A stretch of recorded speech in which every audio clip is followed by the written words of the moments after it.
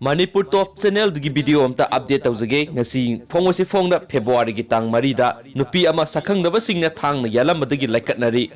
tabada nungaitaba thawdo ama oina masakhangdaba miyoi kharana miyai salabi mau ama thangna yalaga hondoklambadagi aruba phibamda leikatnari sakhangdaba singna thangna yalamle yamna thina soktuna leikatnari nupi adugi mamingna thinguzam somola saini phuga taruk mapuroiba amumsa kawi Thawal Police Station gi manung sanma sarang pat mamang laikai digine victim asina ngasi nungtul yairi pok amasung hizam khunauga lonaba canal amada singsan basatpada laibak thiba thawdu odo thokhibane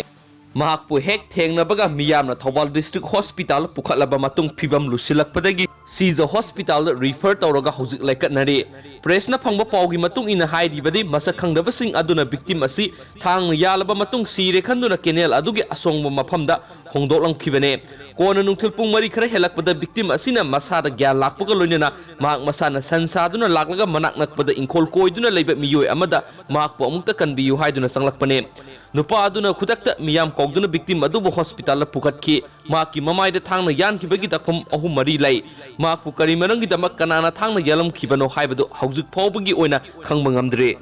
Thawdo adugi paw hek phangbaga Thawal District Police ki asauba force amana mafam aduda thomjinduna chenaba miyoi sing adu phanaba thibu humagi thabak satakhi adubu hawjik phawbagi oina di mipha mipun gi paw laitri haina pauksi asina phungdoraklen thank you